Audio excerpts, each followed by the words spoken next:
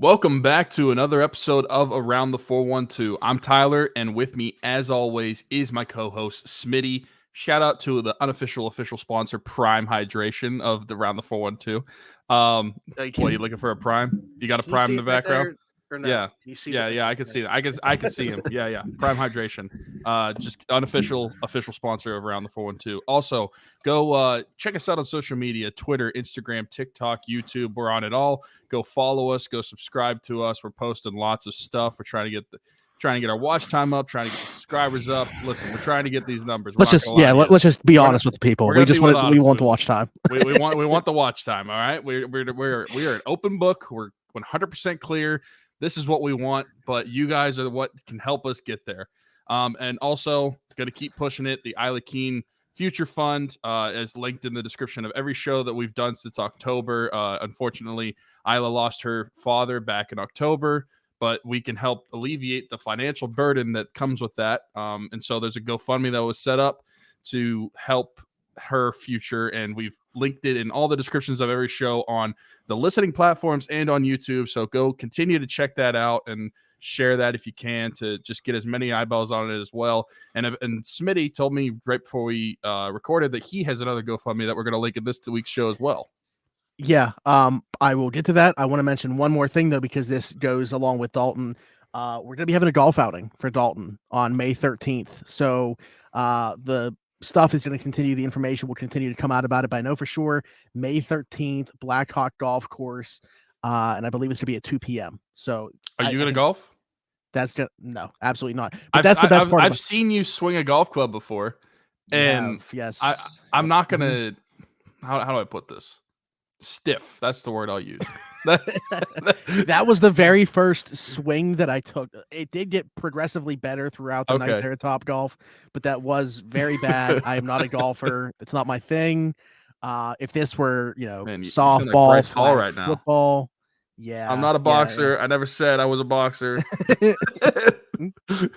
But that all the better, because I will be able to, help out Kaylee and everybody else like working the event, because I'm not into golfing myself. So I will be able to help out in that regard.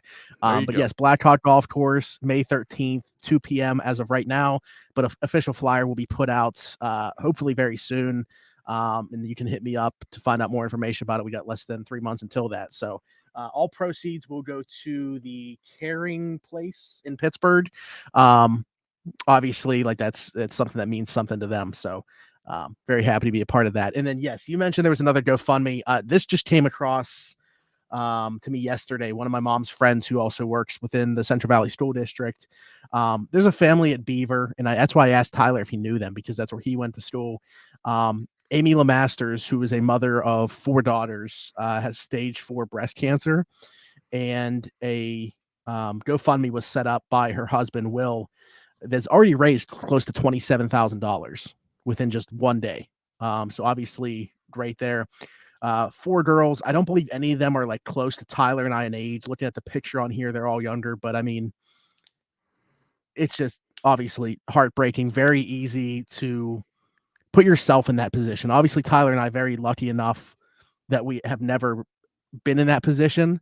But it tugs on your heartstrings when you think about how it could have been one of us in this position. So we're definitely want to, help out them and support them in any way that we can. So that will also be in the description of this. You guys are going to be like, what are all these links? Yeah, there's going to be 2 different GoFundMes, and then probably whenever some official stuff gets put out for Dalton Keen's golf outing, you're going to see a third type of link. So, but listen, that's what we're about here at Around the 412, is supporting the community in any way that we can, even with, Tyler going from here to Utah to Oklahoma. Pretty sure, like we talked about, at some point we're looking at like one of the Carolinas and then back to Pittsburgh. So that's kind of the trajectory that we're on here. But anyways, all thoughts and prayers with the LeMasters family as Amy continues to battle. So man, I always feel so weird transitioning to like, okay, now we're gonna talk about sports. All right, let's talk about sports. No, like, I know what you mean. It's really weird talking about something kind of more somber and more serious, and then we transition to we're 2 idiots talking about sports the rest of the way. Yeah, as always the case in February, it's time for pitchers and catchers to start reporting for spring training, which this is always like right after, post Super Bowl. This is kind of where your mind starts going. Like obviously hockey season's still in full swing and stuff like that, but this is the time where like if you are into baseball, you're starting to get really excited at this point. So pitchers and catchers reports. They talked to the media had the opportunity to talk to Bryan Reynolds when he got down there, and you know what the questions were all going to be. There's been some. I think that there's been people on both sides of this, but he himself has now come out and said he did not rescind the trade request. But number one priority for him, as he has said all along, is to sign an extension in Pittsburgh. Now, he said that it's kind of like everything that's been put out to the media, he admitted is true. Like he was very open with them yesterday when talking, like things that were supposed to leak clearly like weren't supposed to, but they did, and they are accurate according to Bryan Reynolds.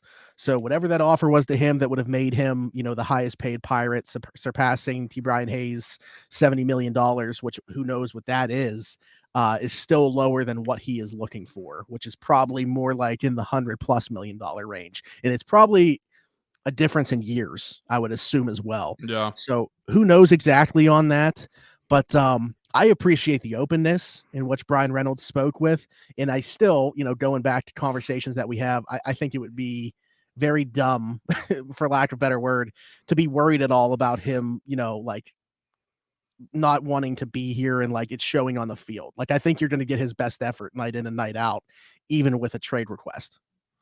Yeah.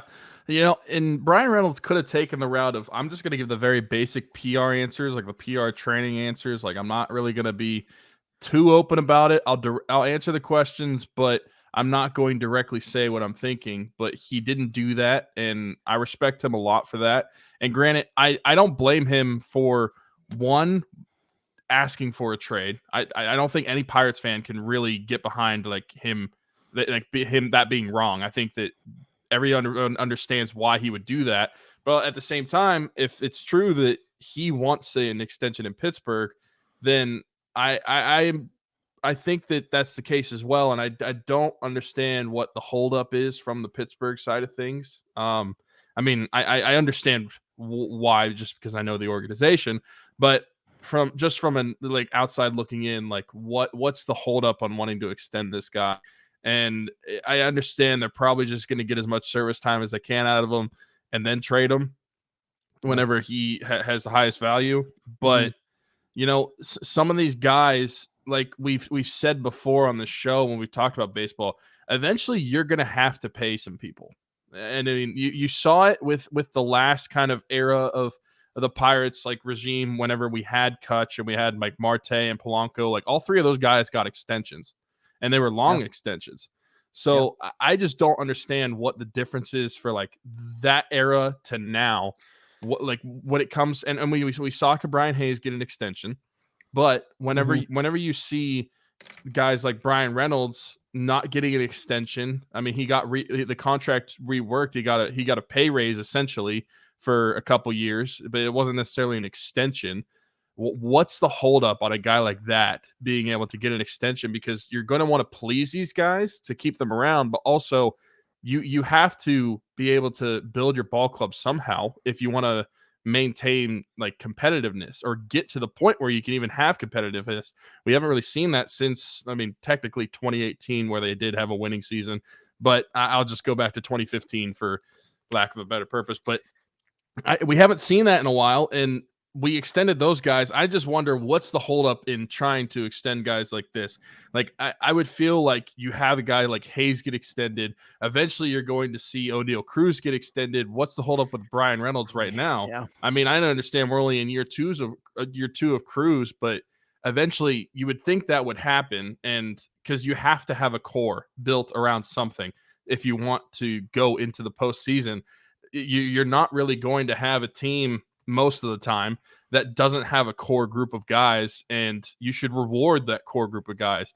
So I think it's a shame on the Pirates. Go figure. I mean, for getting to this point with Bryan Reynolds, but I appreciate his openness and saying like, listen, that while that's true, I still want to be here.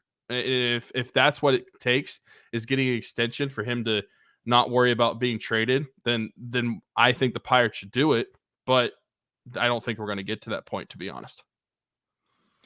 I feel like kind of the ship has sailed, to be honest with you. If I'm wrong, so be it. And I hope, in the very near future, it comes out that there is an extension in place.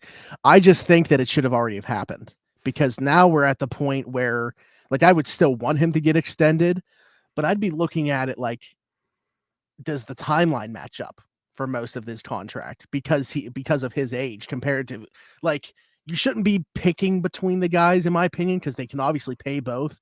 But obviously, if you're asking me to pick between, do I want them to give Cruz an extension or Bryan Reynolds an extension, I'm going to pick Cruz 8 times out of 7. So if they are choosing between the two, maybe we see an Oneil Cruz if they can't work out something with Bryan Reynolds, right, before the season starts or something like that. Maybe it's Oneil Cruz that gets extended in the very near future. And that would, kind of restore, I think, some good faith. I don't know that the Pirates are ever going to be on the better side of PR. Like, they've definitely taken some steps in the right direction. When you go back to last year, like you said, with the Hayes extension, they probably did some things throughout the regular season last year to kind of deter that again.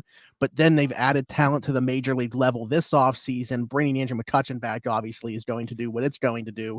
And if you were to hammer out an extension with one of those two guys, even, I would love for it to be both. But if you can work out extensions with an extension with at least one of those guys, I think you get people a little bit more excited. Again, they obviously can afford to do both of those guys, get both those deals done.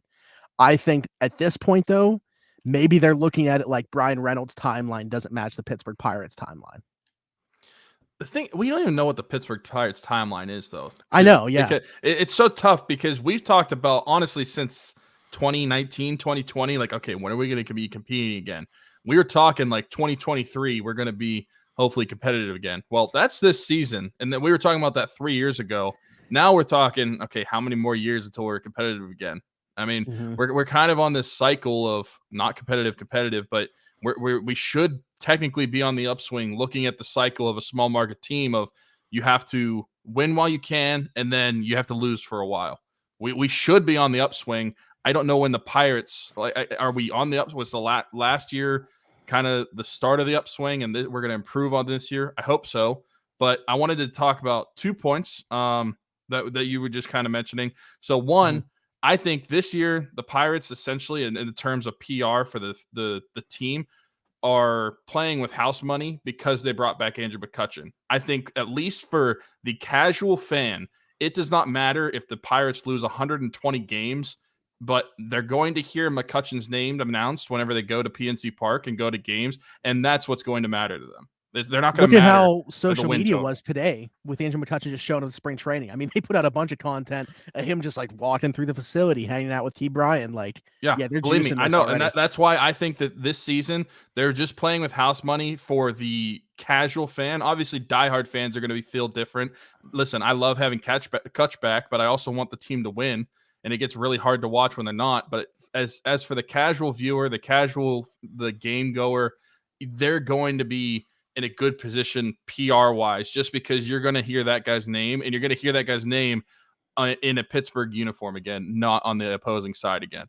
But the second thing I just wanted to ask, so Bryan Reynolds, he just turned 28 years old in January. So if you were going to offer him an extension that you felt comfortable with, what would you give? Because I'll just share mine first.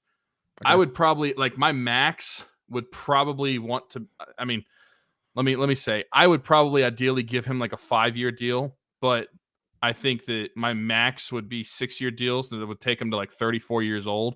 But I think the problem is, and we mentioned the years, I think Bryan is probably looking for something along the lines of a 7 to 8 year deal, similar to what Brian Hayes got in terms of length. But the difference is Brian Hayes is like 3-4 years younger than Bryan Reynolds. So it's not stretching them out into their 30s as much, but I personally would go 5 and my max would be 6. But what do you think you would go? And do you think if the Pirates even got one done, do you think it would be a longer term extension like that Brian Hayes deal? Or do you think it would just kind of be like a 3 to 4 year deal, maybe a little bit after his service time is up with the Pirates? Yeah, that's the thing is I think the Pirates probably I mean, it's such a stupid thing to say because who doesn't want the player to be good for their entire, contract? But I think for the Pirates, it's even more important than in other markets. Even though the Pirates can afford to have a guy, kind of drop off and have him still making that amount of money, they're never going to do that. Or they're going to try to avoid doing that at all costs. So yeah, I think in the Pirates' mind, they probably want to keep it shorter term, like you said, like 3 or 4. I would guess 4. Um, but the thing is, like, these are the way that contracts work in baseball. Like, very rarely do you see a guy be productive the entire way through their contract if they're signing like an 8-year deal, and they're not hitting free agency until they're like 30 in baseball because Mhm. of the 6 years they have to play in the majors before hitting unrestricted free agency. So that's kind of just like you have to live with it that they're not going to be the same player on the back end. But now with the DH being in the NL, I feel a lot better about it. I'm totally willing to go to, I don't want to say whatever length in order to have Bryan Reynolds extended here. But if it took 8 years and taking him to 36 years old, I think the bat is still going to play. And to be quite honest with you, it's not like the defense is great as is right now. So, like, I don't know that you're going to see that much of a drop off as he goes through his 30s into his mid 30s. I would be totally fine if it took anywhere from 6 to 8 years to do it. I think ideally, yeah, like you're probably in my ideal scenario, you're giving him like a 5-year, $100 million contract, and that's cool for both sides. But I don't think that would do it. Yeah. Realistically, Bryan Reynolds is probably going to be a Pirate for another season or two, and then he'll be shipped out.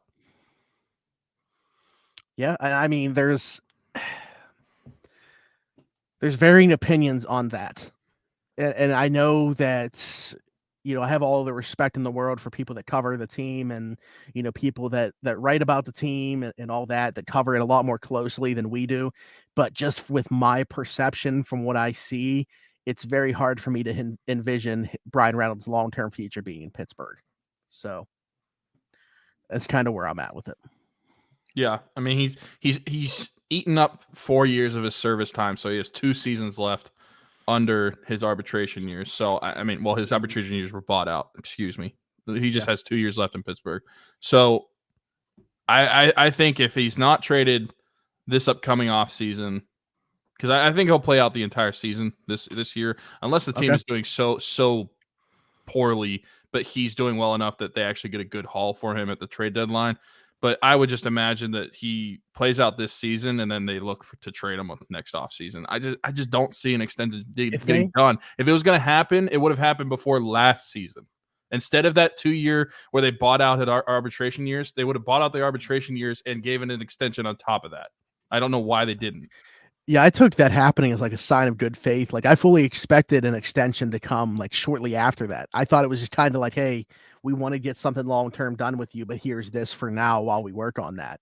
Unfortunately, that hasn't been the case up to this point. But yeah, I'm going if they trade him before 2024 because I know that we keep talking about like the timeline moving. But realistically, like 2023 it looks like it should be what I thought 2022 was going to be, meaning 2024 should be when you start to see like this next group that's probably going to be comprised of most of the group that's going to be on the next playoff team up in Pittsburgh together.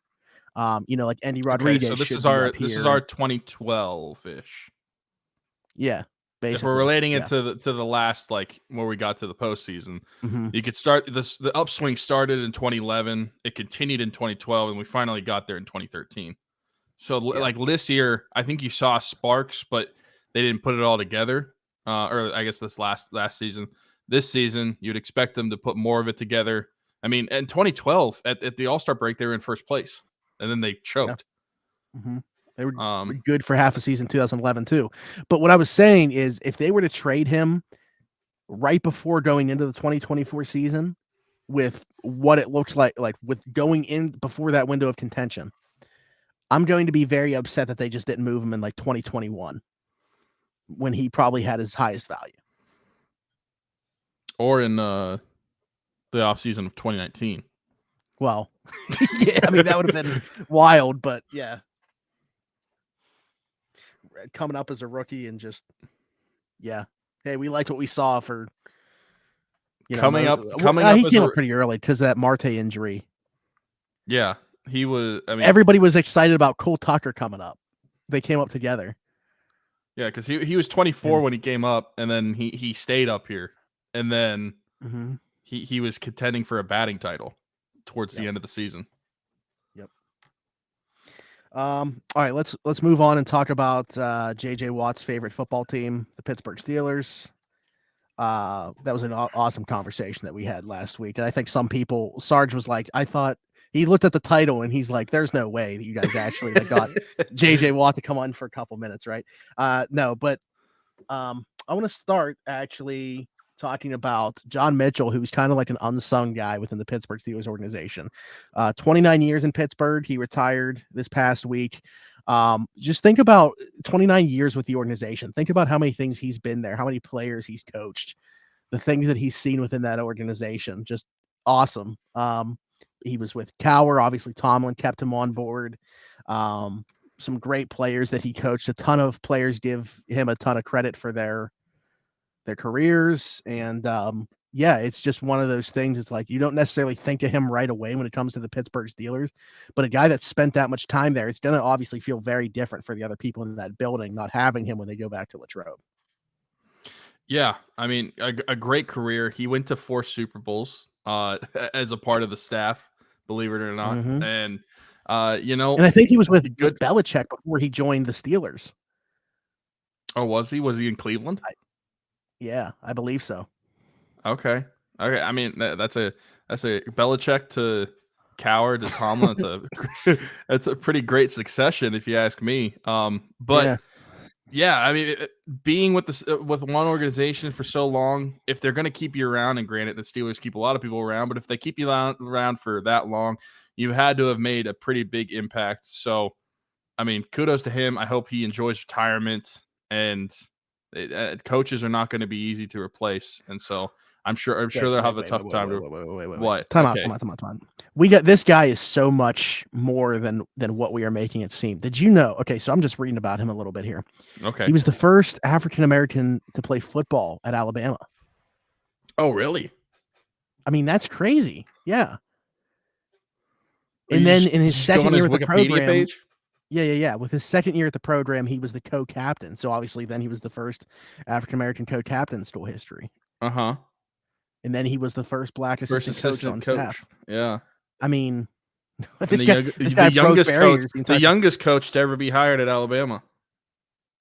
Yeah, I mean, he was just breaking barriers there. So, but yeah, he was the defensive line coach for Belichick. He was the first black defensive coordinator in the SEC.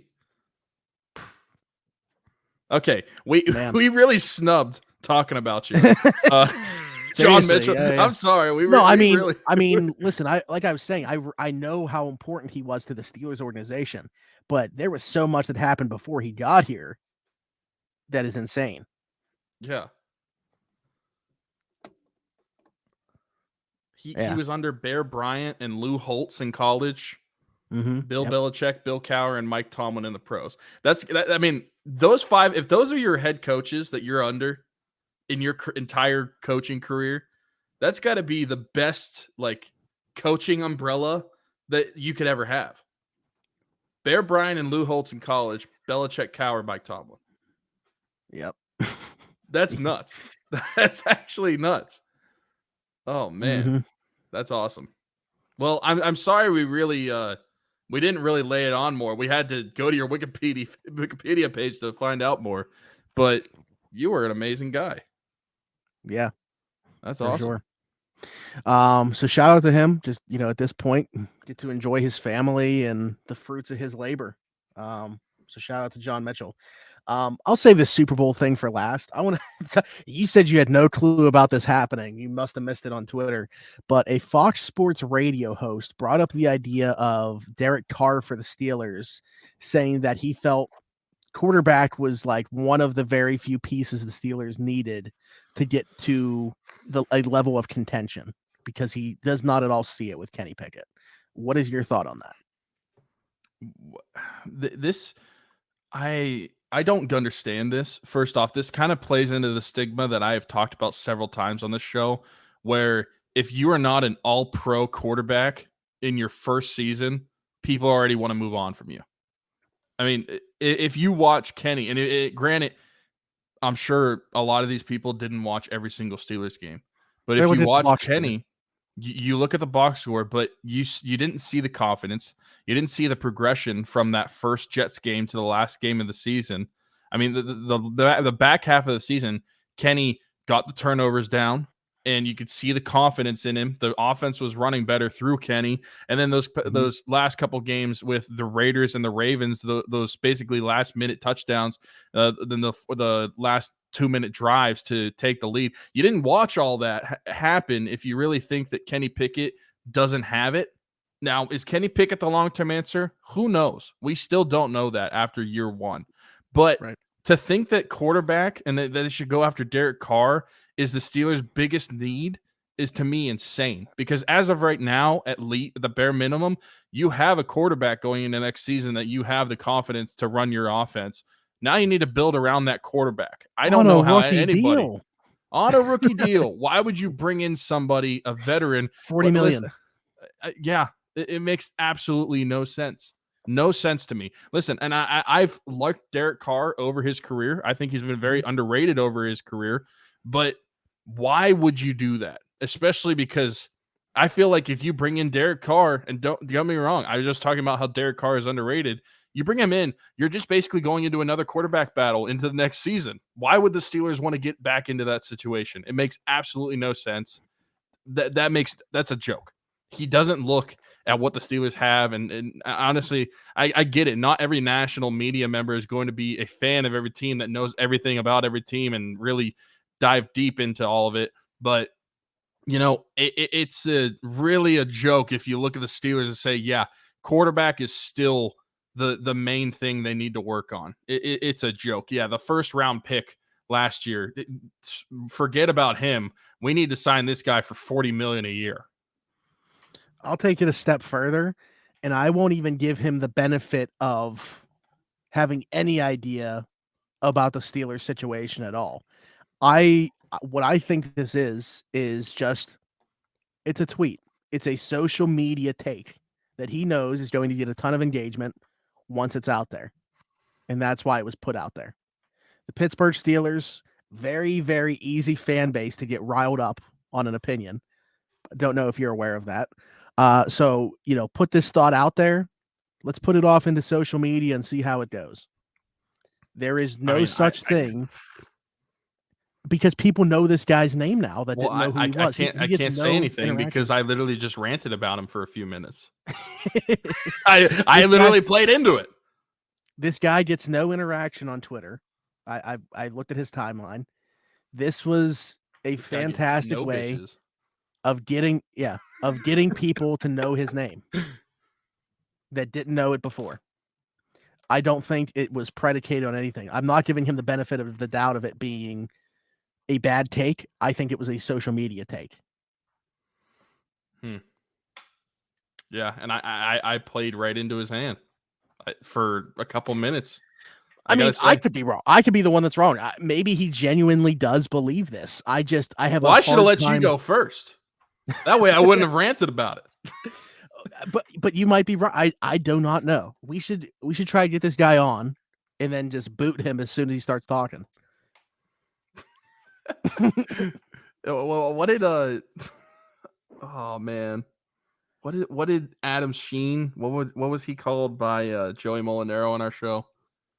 A twerp. Yeah. Little twerp. A twerp. Yep.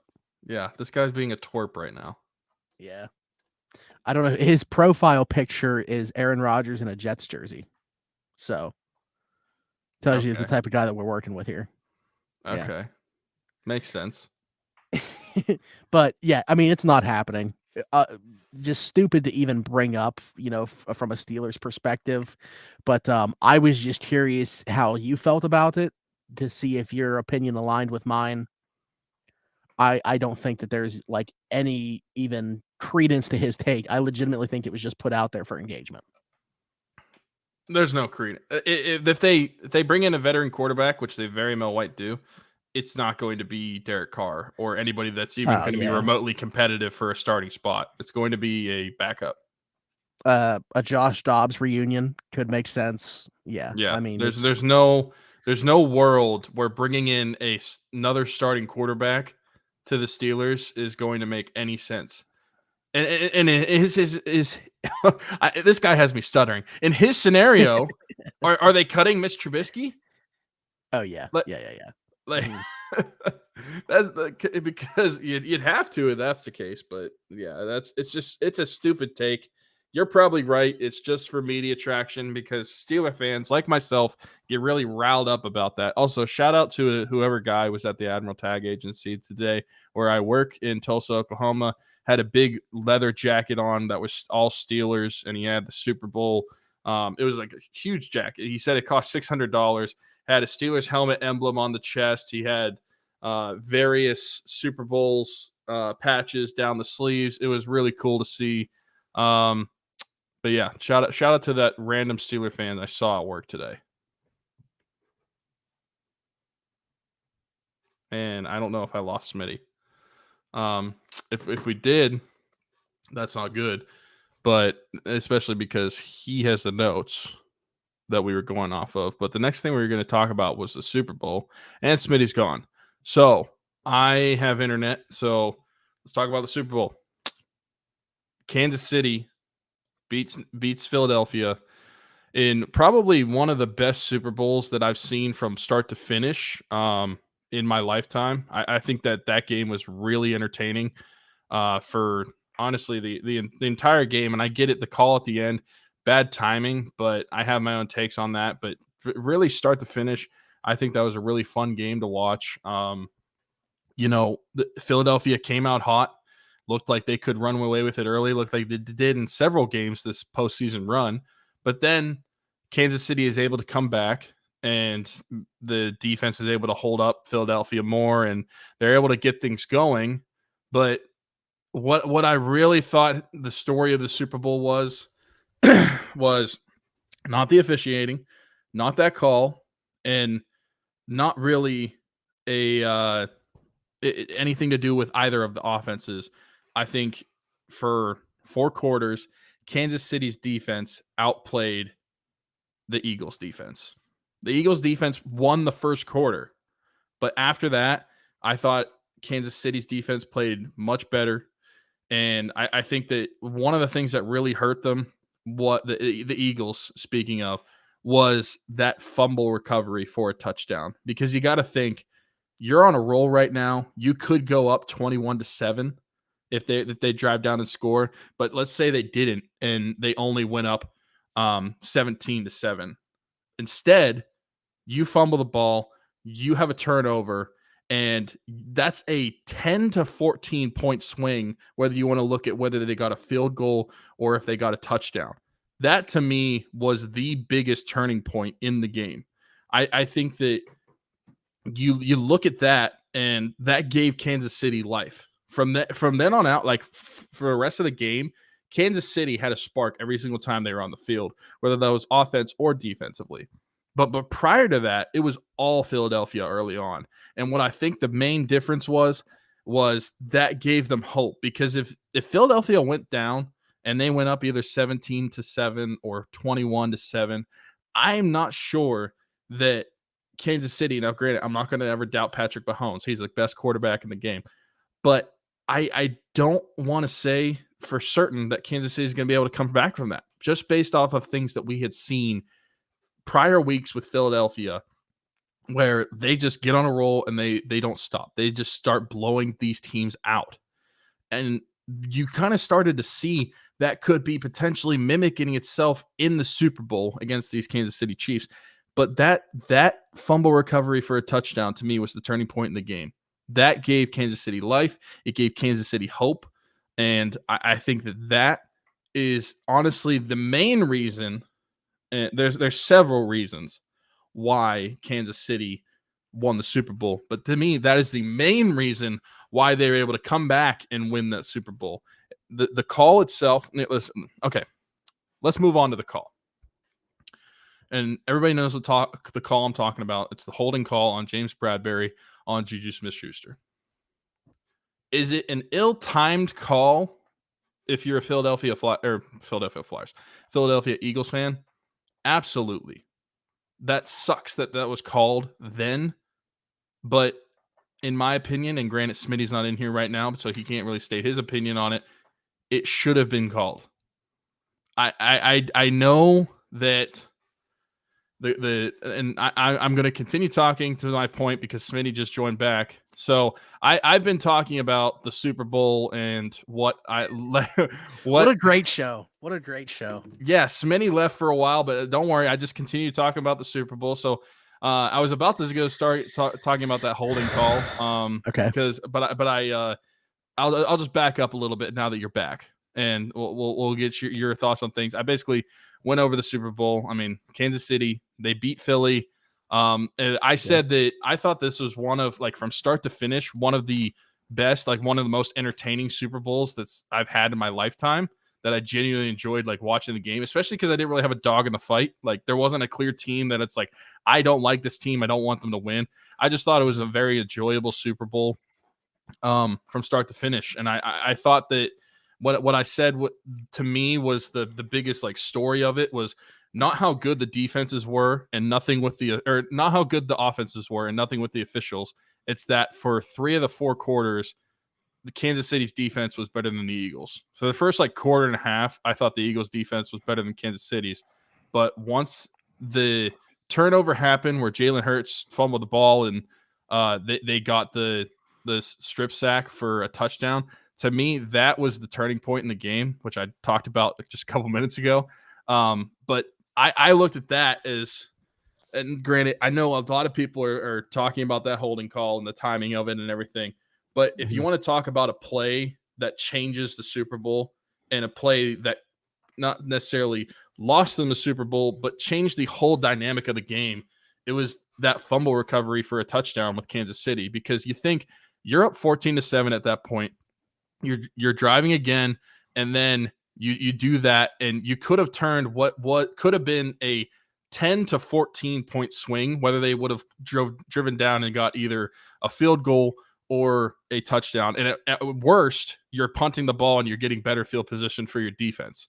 But what could have been a 10 to 14 point swing, instead, it's a tied football game. And to me, that's what gave Kansas City life, because prior to that, I didn't see any life really from Kansas City, and I didn't really see any. I think I looked like a lot like what the Eagles had done to teams prior to this, where they get out early and then they're going to get out ahead quickly, and you're not going to be able to come back from it. And if the Eagles go down and they go up 21-7 in that second quarter, and I mentioned, like, I'm never going to doubt Patrick Mahomes. He's the best quarterback in football. But that's really demoralizing early on, and it's really tough to come back from that, especially the confidence that would have given Philadelphia. To me, that was the biggest turning point, because it gave Kansas City the confidence that they needed to be able to say, like, okay, we're back in this thing. That's the reset button we needed, and we're going to go here from here. From that point out, I thought Kansas City was the better team overall, but more specifically on defense, I thought Kansas City's defense was able to withhold the Eagles' offense more so than the Eagles were to Kansas City.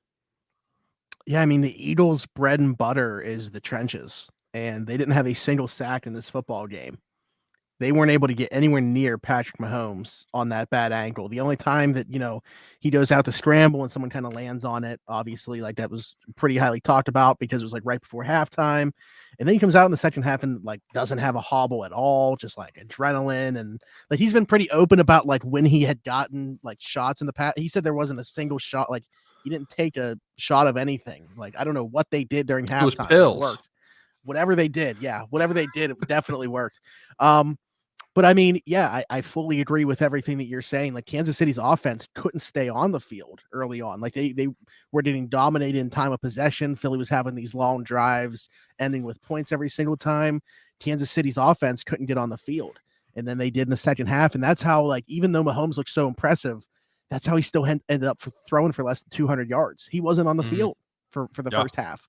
So, I mean, a credit to Kansas City for obviously their defense getting 6 points for them, and keeping them in the football game up to that point, because that thing could have gotten, ugly in the first half if they don't create that turnover and score off of it. So, Yeah, they kind of were biding their time until, they were able to. Steve Spagnuolo, the defensive coordinator for the Chiefs, never gets enough credit. They always, like, how many household names are even on that defense? But it somehow always works. I talked about it last week. Like, obviously, you have Chris Jones, fantastic player in the middle of this, but they just lost their, the other big name guy on that side of the football in Tyrann Mathieu this offseason. They're out there starting like 7th round rookies in the secondary in holding, AJ Brown and Devontae Smith. Those guys still got theirs every now and then, of course, but they played well enough for them to win a Super Bowl with just like a makeshift defense. And it happens every single year with Steve Spagnuolo. So massive shout out to him, because I feel like he doesn't get talked about at all when you're talking about the Chiefs.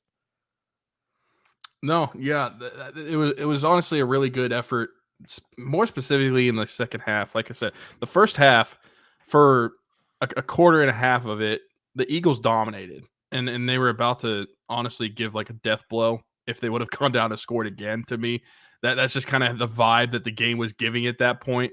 But the defense held, and the defense didn't disappoint. I mean, honestly, probably the biggest question was like, how is Kansas City's defense going to be able to handle what looked like, honestly, the best offensive football up to that point?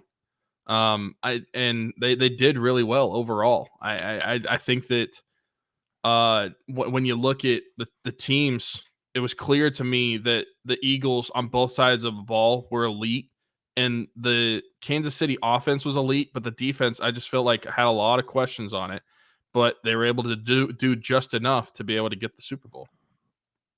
Yeah. So obviously you kind of already touched on it, but the call at the end of the game. Actually, I didn't really touch on it. Okay. I was just starting to talk about it, so we can talk about that now. Okay. So, like, the Chiefs are obviously driving down the field. They're going to add 3 points at least, regardless here. But the Eagles would have had, a little over a minute left. They still had a timeout, and it looks like they get a stop on 3rd down. And then you see the flag come out. And it was a holding call on James Bradberry against Juju Smith-Schuster. James Bradberry even admitted after the game, like, yeah, I held him, was just kind of hoping it wouldn't be called. And I appreciate that, obviously, and I do believe that, like, it's a penalty. But I guess the thing for me is there's so many penalties throughout the course of a game, especially like that type of penalty, that aren't called. So for them to call it at that point, it just kind of sucks that it came to that in the biggest game in the last minute, and Philadelphia didn't have a shot at the end of the game. I know they got the football back with 8 seconds left, no timeouts. Yeah, but that's completely different than getting the football back with a minute and a half. Yeah. So for me, like, it's still, I understand that it is a penalty. He committed a penalty, but that same penalty is committed throughout the course of a game several times, and I'm sure it was in this game several times. The refs, I thought, did a great job of letting them play throughout. I mean, not a single holding call on either side throughout this game. They were letting them play. So then to decide to take the flag out there, that was my only issue with it. But again, I understand the nature of it, and textbook. Yeah, I guess you got to throw the flag. I felt like you didn't have to because of what wasn't called earlier. Right, and I'm actually going to touch on that. That's why I can see why both sides of it are like both arguments to this. I can see why. Listen, you watch the play, the entire play. I understand the people at the end were like, "Yeah, that's not holding." It was like, "Yeah, but he didn't hold him at the end. He held him in the beginning." But if you watch the entire play, yes, it's holding, and it should be called, because I'm very much an advocate for, like, let them play, but penalties are penalties. And I think if there's a penalty and that's the textbook law in the rule book, they should call them. And I understand there's very much missed penalties and there's human error with all that. But I am like one that wants penalties to be called if it's going to be a penalty. And I'm that way with all sports, not just football. But I can also see the other side of it, that not necessarily the side of, okay, the refs are like controlling the game and they're fixing the game. No, that's a joke. That wasn't the script. Okay. Don't it's supposed to be 37-34 Philly. So I don't know what happened. Don't confuse the script. I can see the side of it where there's got to be consistency in the officiating throughout a game. Kind of like if an umpire in baseball establishes his strike zone within the first inning or two, like where he's going to be calling things throughout the game. And the strike zone is not a perfect rule. Just like technically officiating isn't, because we don't have robots doing it. We have human beings doing it. So throughout that game, if you're going to let people like grab, shove on these routes, and then that's what you call at the end of the game, I'm fine with you calling it if you would have called it the entire way through the game. But they didn't, so I can at least see why the argument was, well, they shouldn't have called it because they didn't call it the entire game. Like, I can get behind that. I can understand that.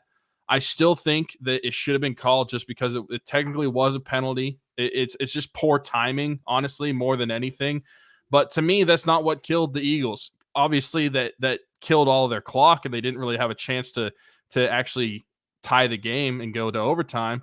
But like I said before, there were so many plays throughout a game, and granted, I give credit to a lot of the Eagles players. They didn't shy away from that. The Eagles coaching staff, like, listen, there's a lot of plays that lose you a football game throughout a game, and to me, honestly, I personally believe that the holding call was not as big as that fumble recovery for a touchdown in the second quarter. And I truly believe that, just because I feel like that changed the entire momentum shift of the game. Sure, this is the ultimate like dagger, or it's the final nail in the coffin that really killed all the clock for Philadelphia. But I don't think that was what lost them the game. No, I don't either. I mean, again, I the first thing that I think about when I think about this Super Bowl going forward, and I'll look back on and think about, is the Eagles having 0 sacks in this game, based off having 70 in the regular season, and also them, doing it throughout their previous playoff games up until this point. Yeah. So, and don't get me wrong, I would have loved this game to go into overtime, because overtime in a Super Bowl, especially since they changed the playoff rules for overtime, where both teams are going to get a possession, at least one. I would have loved to see this game go to overtime, but I am fine with the outcome that it was. Like, I'm fine with the penalty being called. I'm fine with the way it ended. Sure, it's anticlimactic for the beginning, like 58 minutes of the game, but I still think it was a great game overall. I think too, it's like people are just assuming that Philadelphia, if they had over a minute in a timeout, for sure get a field goal. Like, who's to say that even without that, there's no guarantee that it goes to overtime, even with that. Right. You would have liked to have seen the Eagles have that chance, obviously, but there was certainly no guarantee that the Chiefs don't win that game in regulation regardless. Yeah, I mean, and if honestly, there's no guarantee that that what's his face makes a kick. That I can't think of it. Who's their kicker? Jake Elliott? No, Harrison Butker. Oh, for the Chiefs. Yeah. Okay. Because he had missed one early on in the game. Yeah, the doink. Yeah, a lot of money lost on that. Honestly, yeah, there's a lot of what ifs, but I thought the game was really fun, really enjoyable Super Bowl, and I probably ate more during this Super Bowl than I have in several years. And I by the end of the game, I thought I was going to blow up. Yeah, it was a good time. Shout out to Jordan, who I was just on her podcast talking about the food that we ate too for her Super Bowl that's party. Pretty sick that Jordan had the bracket of the food that's going to be served at the party. Yeah, that's pretty awesome. And I'm sure you were happy that it wasn't the Skyline chili dogs or the clam chowder. Absolutely. Yeah, this was basically best case scenario, like between Kansas City barbecue or the Buffalo wings versus it had to be Philly cheesesteaks from the NFC. Basically, that's what like needed to happen for the Super Bowl. So basically, best possible outcome. Yeah, it sounded really good.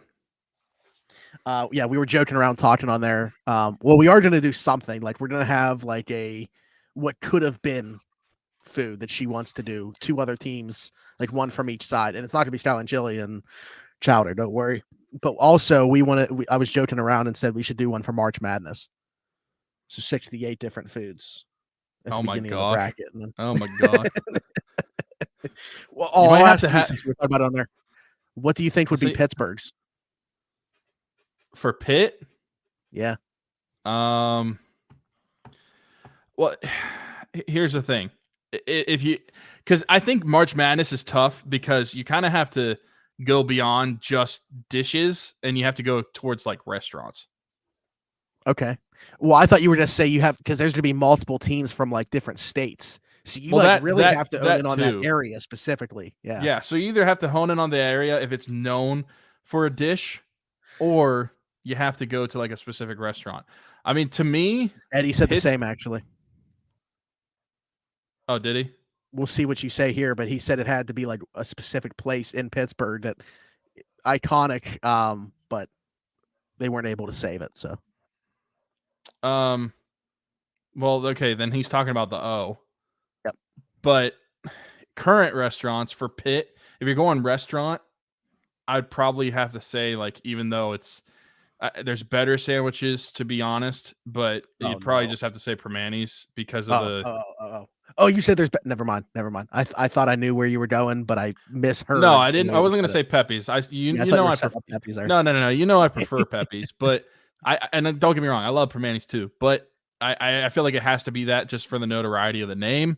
But if you're going specific dishes, honestly, like I said pierogies like Isley's a bad shout. Pierogies and Isley's chip chopped ham.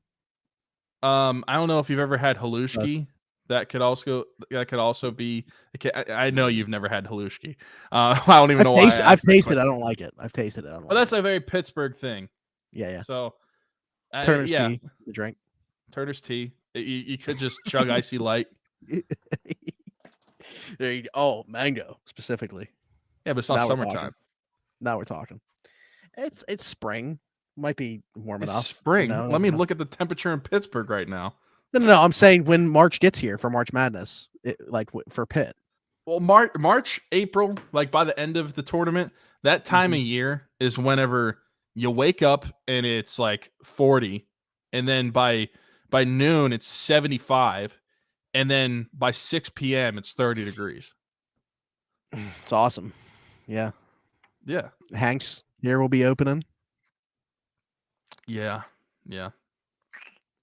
All right, we're going to talk about the Pens real quick, and we will get out of here. 3 games to talk about. They beat the Ducks and Sharks, sandwiching a horrible loss to the Kings, maybe their worst loss of the season when you look at the score itself. But oddly enough, they actually played better in that first period than they did at any point in their win over the Sharks.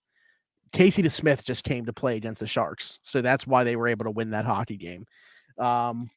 Should have gotten a shutout, came a few minutes short of that. But Casey DeSmith was really good in 2 of these games. He gave up 3 and the Ducks won, but it was a dominant performance. It was just team took their foot off the gas once they got up 6-1. He allowed a couple late. But yeah, I also should mention Gino getting to 1,200 points in that blowout win against the Ducks last Friday. So congratulations to him. Obviously, stellar career, top 100 type career, actually. Top 101, actually. Yeah, realistically, actually, though, where would you put Gino? Because obviously we all know it's egregious that he's not top 100, but like it's egregious to me that he's not top fit. Like we could go way further than that. So personally to me, granted, I would have to really go through all NHL players, but just thinking out of on the top of my head, I would be very comfortable putting Gino as a top 40 player of all time. Okay. Yep. See, like I went from 100 to 50, but then I was like, man, I could definitely see top 40 for sure. I think because it's almost like, and I'm not comparing him to, you'll see where I'm going with this. People make the argument for Devin Hester to be in the Hall of Fame because he's the best at what he did as a special teams player. When you talk about just where Gino is specifically among Russian-born players, it's him, Ovechkin, Sergei Fedorov, top 3. So how is a top 3 Russian player not in that top, 30, 40 guys? Yeah, no, that makes sense. And I said this like whenever that NHL top 100 happened, which was what? How many years ago was that? 2017? Yeah, I was just say 2017 or 18. 18. I said that back then I thought Gino was a top 40 player of all time. Because when you add in the cups, you add in the accolades. I said that he was, and what you're saying too, one of the top Russian players of all time. To me, he's either 2 or 3. And I love Gino, but I'm sorry, Alex Ovechkin to me is the best Russian hockey player. But whenever you add all that together, back then I said he was a top 40. So I think if you really had me go through all the players from NHL history, maybe there's a case he's pushing, like he's in the top 35, maybe even pushing for top 30. I don't know. That's something that I'd have to actually sit down and do. But I also said that he's probably a top 15 center of all time. And that was back then. But yeah, it was 2017, by the way. It's 2017. And I was saying that back then in 2017. So I think that you can very well make the case that he's pushing towards a top 30 player of all time. Absolutely joke that even back then in 2017 that he was left off the list. But, the good old hockey boy Jonathan Toews was on there. That entire trio, right? I mean, like Patrick Kane, I could definitely see. Patrick Kane, I would put in the Duncan top 100. Keith. Duncan Keith, I mean, that. I know I was just literally talking about like Malkin has 3 cups, but Malkin has the other stuff to go with it. The only one out of those 3 that I could easily just say like, yeah, you're definitely a top 100 player is Kane. Mm-hmm. Yeah. The other ones, Toews, you'd have to really win me over for like a career average of like 60 points a year. Yep. But don't worry, he's got all that leadership. He's got so much leadership that he's a top 100 player, and yet he still has never been the captain of Team Canada when Sidney Crosby's on the roster. So who's the real leader? I know. How could he be? I want to ask you, like, so Tristan Jarry, it sounds like getting closer. I think there was maybe a little bit of a scare for some people this afternoon when he wasn't on the ice for practice. Apparently he was visiting with a doctor that's been seeing him for this upper body injury, but it came out. So it's an upper body injury that he's been listed as out with, but it came out about his hip, and maybe he has like some hip condition that he's just going to have to like live with and try to manage. I mean, that doesn't sound good to me. I'll just put it bluntly. Like, I don't know. Goalie. Yeah, I mean, it's getting worse and worse for me in terms of the way that I'm looking at his future as a Penguin, where I'm just like, we don't even know if Ron Hextall is going to be here anyway, but is this team going to commit to Tristan Jarry after this season with the injury history that he's built up at this point and having no track record to show in the playoffs? Like, what are we banking on here? He is really good when he's been healthy and on the ice. It just hasn't been enough of that. Yeah, no, I don't think, granted, I don't want to talk about him because he hasn't been able to stay on the ice, but that's also part of the reason. I don't think that you can really commit to him. And that's a shame. And it makes the goaltending future really tough for the Penguins this offseason. But how are you going to be able to do that? Especially if he's going to have a lingering hip injury that he has to deal with his entire career that could all of a sudden flare up. I mean, goalie, you see the way these guys move. Your hips need to be in order. They need to be functioning at a high level. And if you're going to have that problem with your hips, you can't rely on that whenever this guy's had so many injury problems prior to this. Because what could be said for the future of his injury cases in the Penguins in net? Because goalies, the way they move, the way they use their legs, their hips, everything, they need to be healthy and have a really healthy body. The Penguins' problems just got even more if this is going to be a lingering injury that he has to deal with for the rest of his career, because you can't rely on someone like that to get a long-term contract, and you have to give somebody a long-term contract, because after this season concludes, your only contracted goalie is Casey DeSmith.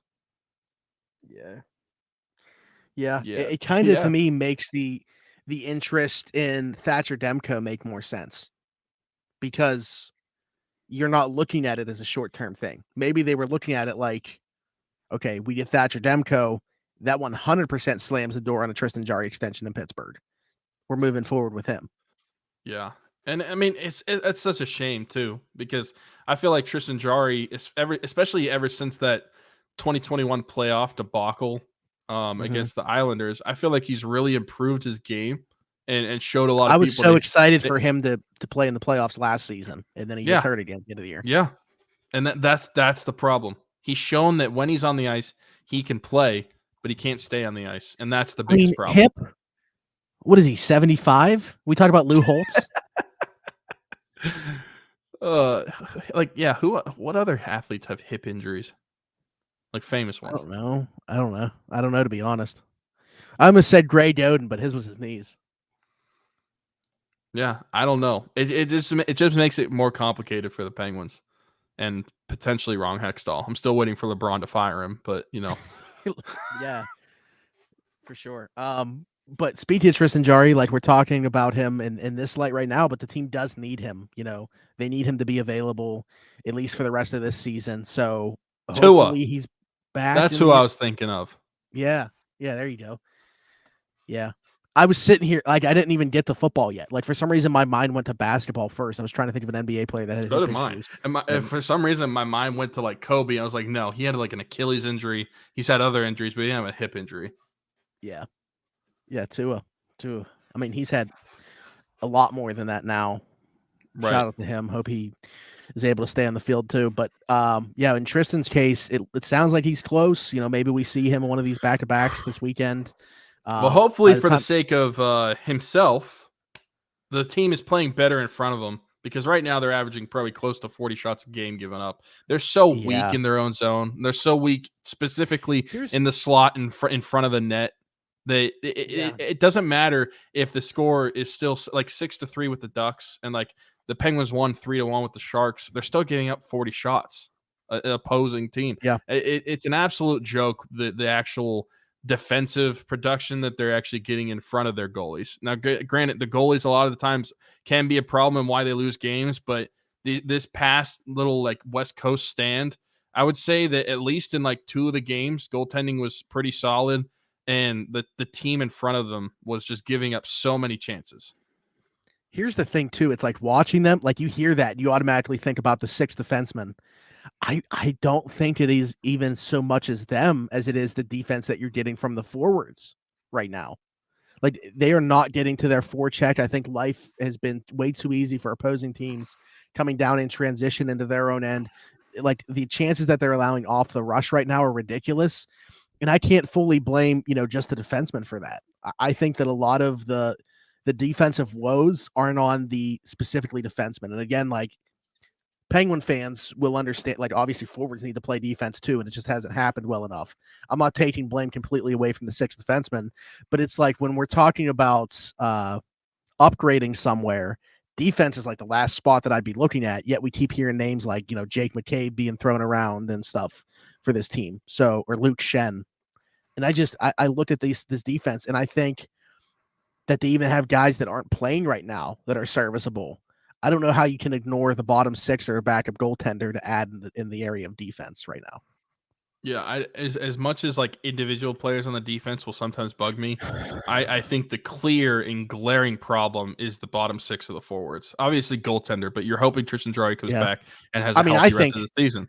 But I think third line, like specifically, I would say the third line even before the fourth. Yeah. No, I agree. It's been so bad for so long that it needs to be addressed. And I understand, like, probably a lot of Penguins fans think that nothing is going to happen because of the press conference that was held like a week or 2 ago with Ron Hextall. He didn't really say much, but listen, we're not really dealing with Jim Rutherford. We're dealing with Ron Hextall. He's not going to tell you what he's doing. Keeps it close to the vest. I'm sure he has something happening. Came out of nowhere, like Jeff Carter out of nowhere, Rickard Rakell out of nowhere. So yeah, I'm sure something is happening at some point, but I don't know what it's going to be. And there's a lot of like rumors of what like trade proposals and other stuff like that. Honestly, I'm putting no actual stock into any of it just because I feel like that's the way Ron Hextall has operated as Penguins GM. Anything that seemed obvious that the Penguins could do, like you said, Rickard Rakell and Jeff Carter, we had no idea that was even a possibility, and that ended up being the case. So I think that's the biggest thing that needs to change is something within that forward group, specifically in the bottom six, middle six area. It's been really tough for about a 2-month span now to watch those forwards. And honestly, I think that you could probably get at least equal to same production from some guys that you have in Wilkes-Barre. I would rather. I want to see Alex Nylander right now. I would rather be watching Alex Nylander. I would rather be watching Valtteri Puustinen. There's several guys I would rather give a chance than some of the guys that we have playing on the roster right now. because what are they going to do? Be worse? How's that possible? Yeah, they stink. So that's why whenever Tristan Jarry comes back, hopefully the team starts to play better in front of them. But I mean, there's only a week and a half till the trade deadline, so I think we'll be talking on a show. I think the day after the trade deadline or something like that. cool. We should see if we can get somebody on to talk about it, especially like if they make a move. But do you have? I'm putting you on the spot. I said I wasn't going to do that before we started recording, but just thought of it now. Do you have a guy like that you think is going to be traded this deadline that you would Patrick love Kane. for the Penguins? Okay, well, all right. Well, that's my dream one, actually. If I'm being truthfully honest, I would love to see Patrick Kane. I mean, I've always loved him as a player, but no. I would say probably. Hold on. You are putting me on the spot here, and I typed in a city name or a state name and a roster, and it didn't bring up hockey. I forgot that hockey is going to be the least cared about sport when I type in thing. Yeah. Jacob Chikrin. Oh, so you are. I mentioned defense. You are doing defense. Yeah, I understand that. Like I was just went on the spiel that I think that offenses should be talked about, but just for guys that I would like specifically, I would like Jacob Chikrin. I mean, yeah, that's a type of guy that obviously it's not just like he's under contract. Like that's a guy that I think that you do change plan for if he is available. My guy, I actually made a YouTube video talking about a couple potential targets that I felt were like realistic. The one guy in there that I would be super interested in is Adam Henrique, who has kind of had a bounce back year in Anaheim. He's going to surpass 20 goals for sure this season. And I think for me, it's because he plays center. I want a center capable guy for the middle six, not just like if it's a winger, so be it. But if you can get Jeff Carter off of center and playing right wing, that to me is the clear move that this team needs to make through the trade deadline. And Adam Henrique is also under contract for next season too. Now, obviously, the salary is going to have to be something that is taken care of. You're going to have Anaheim retain some, and you're probably going to have to send some the other way in the deal as well. But those things like that, hey, I'm not the one that has to figure that part out. So, yeah, and that honestly, that's with both Adam Henrique. He makes $5.825 million a year, and then Jacob Chikrin he makes 4.6. So there's definitely got to be some bodies going out. He only makes 4.6. I thought it was higher than that. That's not bad. No, it's 4.6, and he would have 2 years after this year as well. So that's a guy. So the Coyotes must feel like they're not close at all. I mean, if you're trading somebody making that amount of money at the caliber of player he is with control, I mean, they must feel like they're not even in the ballpark of contending. They probably aren't. Let's just be honest. No, I don't. I agree. I don't think that they are. But it just goes to show where their self-awareness too. Yeah, just so to close out the show, one last question. Just because he's not traded yet, we've heard a lot of smoke. There's a lot of rumor that there's interest. Is Brock Besser going to be a Penguin? I actually included him in that video as well. I would actually put that as one of the more realistic ones because I think it's pretty clear that his time in Vancouver is over. Again, you're going to have to get creative with the money side of things. But if you are looking at destinations for him, I think it makes as much sense as anywhere because he can play in the top six. But it helps your middle six too. Like I think people, when you say that, they're like, "Oh, you just talked about helping further down the lineup," but that's going to push somebody like a Bryan Reynolds or a Jason Zucker down the lineup to help out, the third line. So that's the way that I would be looking at it. I just feel like this is a great chance for him to revitalize his career playing alongside Sid or Gino. And obviously, there's a history with GMJR. I'm sure that he's interested in somebody on the Penguins roster making some money right now. Let me ask you this question because I was just thinking about that. Now, would you trade Bryan Rust for Brock Besser? Oh, I know Bryan Rust just signed the contract, but you got to give up some money somehow. Well, and too, like say that continues to not age greatly, it might be a blessing in disguise to get out of that contract. Yeah, because at worst, I mean, Besser has. Let me see. Besser has 2 more years on his current deal. Yeah. Bryan Rust has 5. Yeah. And he's obviously older. He's older. Yeah. Brock Besser is currently, holy cow, he is going to be 26 years old. He's still 25. His birthday is February 25th, 1997. Also, Justin Petrosky, my friend's birthday. So, that means nothing. But anyway, that means nothing to anybody, but except for like one person that listens to our show, and it's not Justin.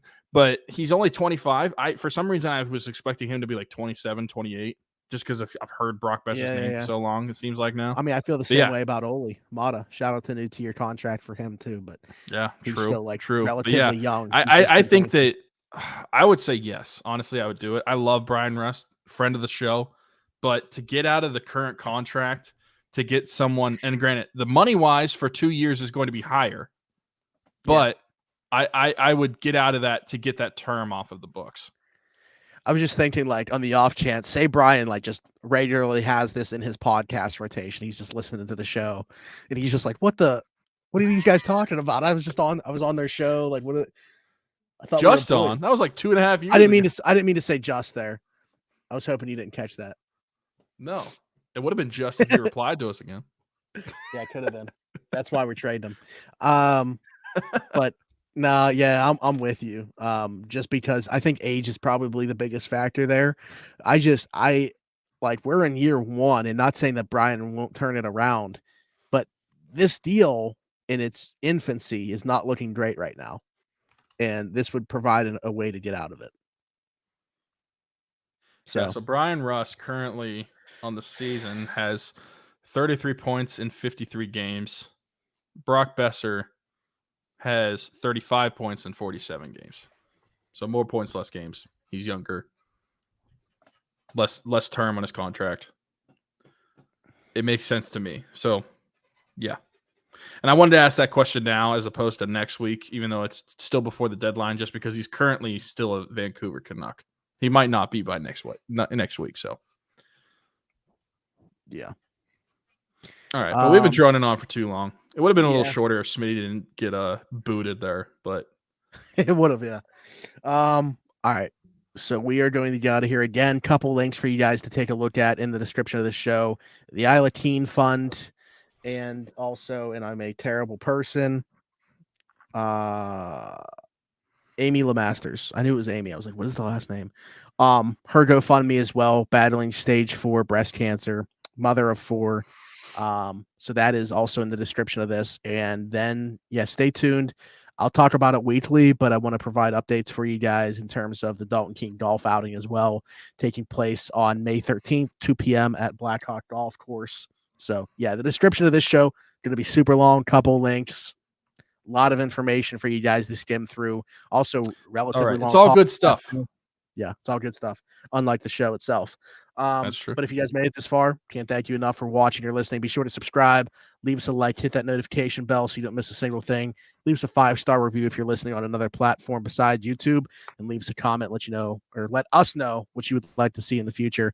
Until next week, for Smitty, for Tyler, this has been Around the 412. Bye-bye.